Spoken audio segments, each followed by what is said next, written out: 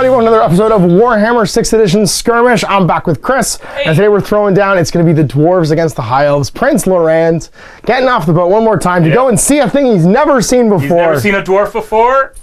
Pretty sure he's not going to be impressed when he finally does. You were told that they were a strange creature that wasn't to be trusted. So apparently the odor is unbearable. according to elven like tabloids. Well, you're coming into the hold, so you're going to fight the dwarves on their own terms in the dungeons. We're playing a 2D map this time around. We'll share the current warbands, what we got painted up, and roll the mission, get this underway. So here's my expanded collection of dwarves, led by Bam and Barrel Forge there in the middle. I painted up some classic plastics, some psycho-styrene dwarves, along with the Warhammer Quest dwarf to bolster my clansmen. I painted up, thank you, Nick Williams, 2 hammers. So I got some classic hammers and 2 longbeards that I found in my bits box. So I'm basically only short rangers, and if I can find another Marauder Ironbreaker, I'll probably paint one. Just have 2 of each to like expand my collection here. So a nice like selection of like old metal dwarves, basically, and a few old plastics as well to pick from for building up my unit. I might actually try and find some of the Santa Claus Hot Thunderers too, because that would round it out. So I think it's just Rangers, Thunderers, and maybe another Marauder Ironbreaker that would finish this off. And here's Prince Lorand and his household guard. What we got? Once again, we've got the Prince Lorand himself, the young Prince of the Sundered Isles, captain of the boat he's sailing on. The Sergeant-at-Arms of the Royal Guard, who are back here, 3 Shadow Warriors, 2 White Lions, 2 Swordmasters. Sweet, there it is. The muster for the High Elves. Roll me to die and see what table style we are currently going to be playing on for deployments. And just corners again, man, every game. Gonna mix it up. The Elves got lost in the maze. I guess. Main objectives. It's going to be a 3, so escort. After deployment before the first turn of the game, each player must nominate 1 core choice model to be carrying a vital supply. That model must pass a strength test in order to march during the movement phase. If that model is standing in the enemy deployment zone at the end of the battle, score +5 EP. If the enemy opponent's half of the board at the end of the battle, score 3 VP. If the model is carrying the vital supply is taken out of action, place a token next to the model before it's removed. A friendly core choice model can pick it up by moving into contact with it. All right, so we are basically going to be playing across the table and trying to get stuff out. So you've stolen something from us. Clearly, this is the problem. We found something that we believed was taken from us, and we've taken something back from you. And so now rolling for hidden agendas. 2 and that and that. All right, so rolling for our size of game that we're playing. What's our muster? It's going to be 100 points. So Bam, finding himself a militiaman last game, gets 110 points to muster with. So he has 2 hammers with shields. He has 4 clansmen, one of which is the champion, which will be the Warhammer Quest dwarf there, and they've all got heavy armor as an upgrade.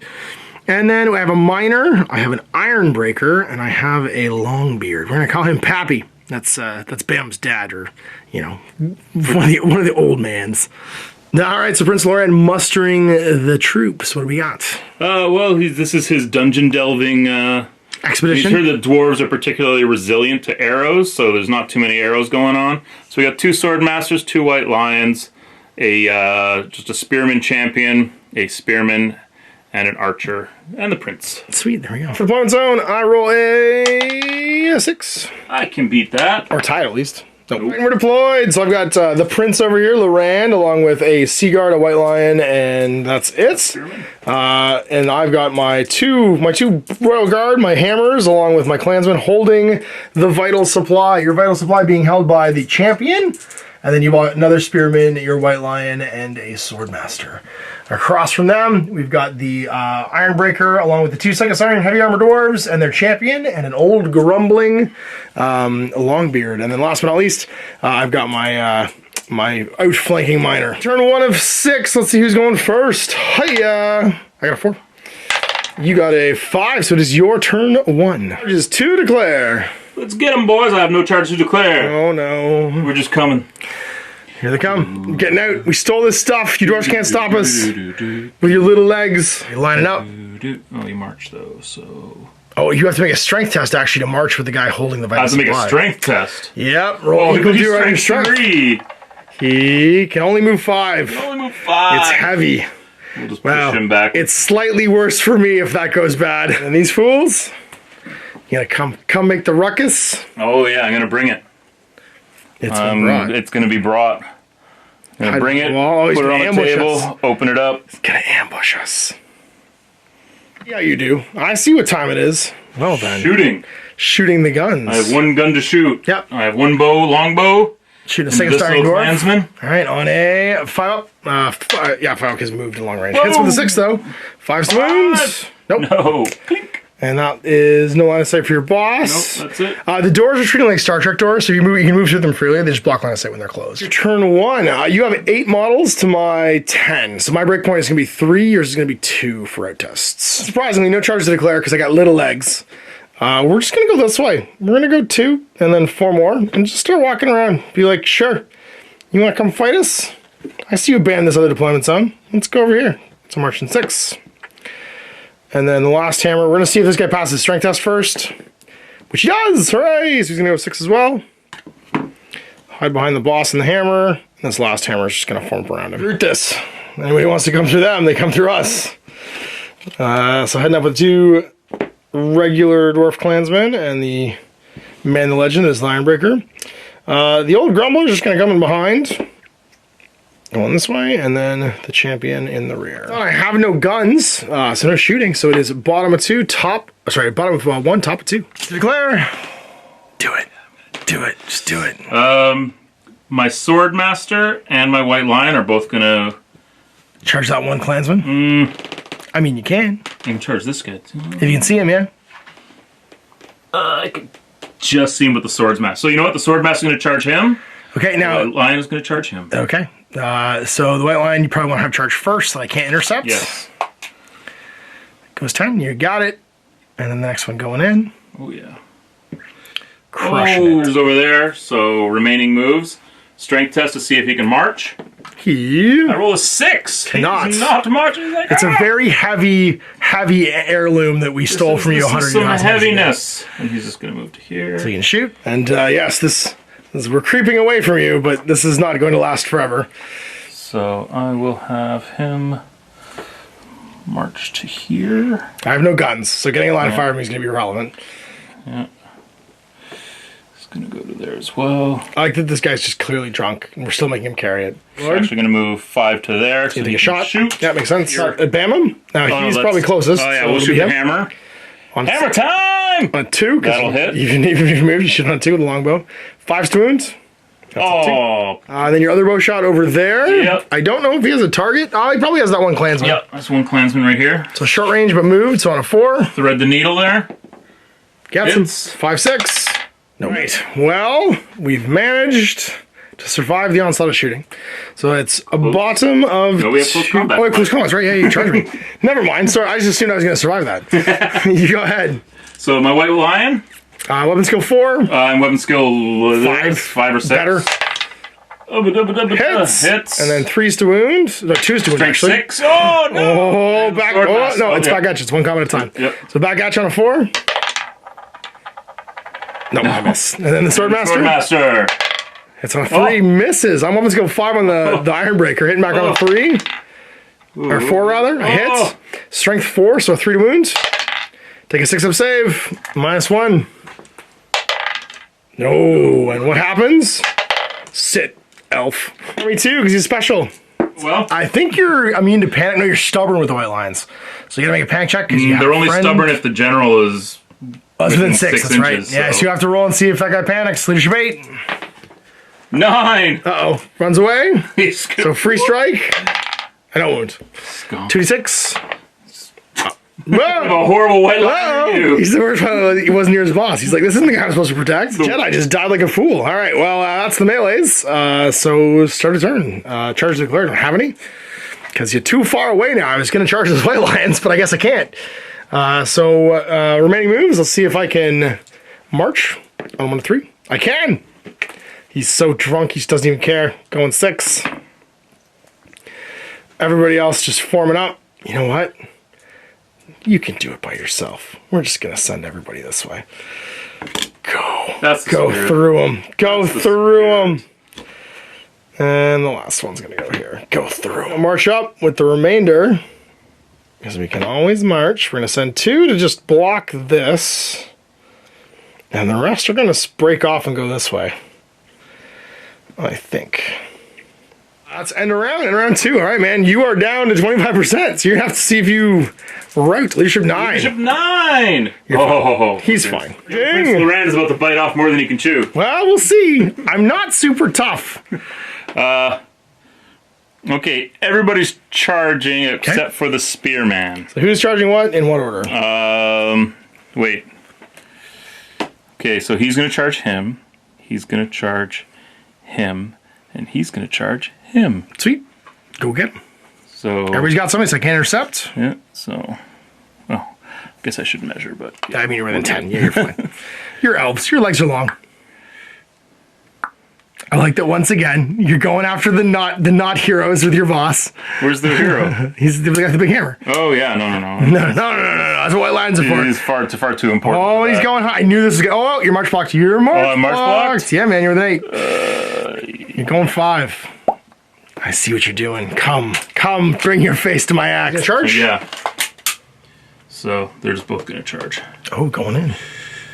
Oh, man. Yeah. Okay. So charge is done. Shooting. I don't think anybody has any. Nope. So let's pick a fight. Which one do you want to do first? We'll start over here. Okay. So we'll start with my spearman. Get him on your clansman. 4+. Hits. 5's to wound. No. Oh, so close. Your champion, and 2 attacks. My champion on 4s. Oh. Finish him. Hit the champion. 4s. Yes. 4's to wound. Oh, sit, elf. I'm learning some lessons. Yeah. Learning many lessons in dwarfness here. Drops the relic. And then he's gonna make a break test. Leadership 8 because his friend just got murdered by that axe dwarf. He's the white line. The white line's not good. I'm the bravest. Who wants to go over here? We'll start with the sword master then. Okay. So 1 attack on 3. Oh no! We'll start hit you back. Hit you back on a 4. I miss. And now the white lion. Okay. On a 4. Nope. I'll hit you back. Okay, so I have 4 attacks on my Rune of Fury on my Great Weapon. Hitting on weapon skill, I think 6 on a thing. Skill 6, hit on 3s. There's 2 hits, and then strength 6 moving on 2s. 2 at -3. Okay, so 2 -3. You did. Paste the guy. And that puts them at 5. All right, young Lorand. Young Lorand's gonna get him. I'm gonna go sword and shield. Okay, cool. So 3 attacks on 3s. Yeah, just because you do have a great weapon, right? I do, yep. Yep, so on 3s. Oh, and I'm gonna burn a destiny to reroll this 1. Cool. 2. 2 hits. And then it's 4's to wound times 4. Oh. Do you have second destiny? I'll burn a second destiny to reroll this. On a 4. What is it? What is it? Oh, it's a 2! Oh, no. All right, well, I'll hit you back. 1 attack on a 4. Nope. It's going to be panicking for both these guys because they watched Bam turn that guy into paint. So, for your boss, fine. Good. And for him... Oh, dear. Okay, well, he's going to run away, so I'll hit him once on a 2+. Wounds, -3. Just knocks him down. He's like, whoa, okay. Well, that's happened. So it's my turn 3 now. Sorry, I should return marker. Actually, I should have rolled to see if my miner showed up. He did not the first turn. He did not the second turn. End of the movement phase. I'll have to see if he shows up. So charge to declare. We're gonna pile on Bamum over here. No. You're just gonna charge into your man, the legend over there. Bam. Remaining moves. We're just gonna start marching over here. So led by the old grumbler, the clansman, and the champion. Heading to hopefully get the spearman. And then strength test for him. He's still drunk. The booze hasn't worn off yet, so he's able to march. Go get him, fellas. Well, no guns, so let's do some combat. I charged with Bamum, and I got a great weapon, so I can go at the same time as you. So 4's a hit. 2 hits, and then it's strength 6, so 2's to wound. 2, and 1's a crit, so you are 3+ armor save right now. I am. So you get a 6 against this. So do a 6 against the crit. See if you can just block the whole crit. Actually, it's no armor save. Yeah. It'll be 6 against the other one. I don't. So it's 3 pick the highest. Actually, sorry, only 1 gets through. I had 3 total. What's your strength? 7? 6. Then it's only -2. Oh, no, it's -3 now. Yeah, so your first wound takes it, then the second 2 wounds, I'll roll 2 pick the highest, see if I kill you. Nope, you're just stumped. Oh, young Prince Lorand lives. Bloop. But then unfortunately, always strike last guy. He's gonna pace me. Oh, I don't. Of young Prince Lorand. He's gonna have to make an injury roll. I don't get the kill on the on Bamum though, unfortunately. And then over here on a 2+ on the knockdown guy, he's dead too. Oh. And then it's just the charging Ironbreaker on a 3, because weapon skill 5. On a 3, he wounds. You get your 6-up save. -1. Nope. And nope. I just knock you down. Does the other guy wound? Does the other guy wound you? He crits you, so you're just dead. And I think that's game, because there's a lone spearman left. That lone spearman is going to just head for the exit as quick as he possibly voluntarily can. bottling, being like, we shouldn't have gone down there. Mom and Dad were right. So my hidden objective was number 5, which is minimize losses, which I managed to do. And then we have to roll right now to see what was the naughty roll for Lorand, as he took a kicking. So it's 2d6. What happens to young Lorand? Good. 3? Oh, permanent injury. So 1 to 3, it's -1 weapon skill. 4 to 6 ballistic skill. We've left a mark. This may be the end of young. We've left a mark. He's gonna lose weapon skill. Not that it really matters, because weapon skill 5 is still amazing. So let's do some dice. Young Princeland got 1 for participating in the game.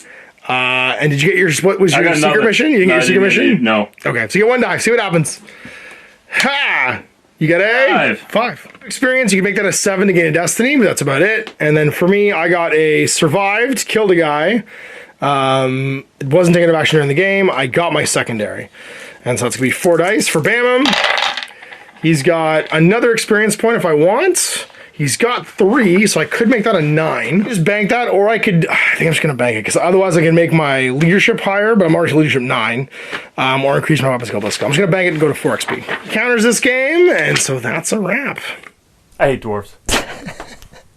End of the game. It's don't go down to Dwarf Town.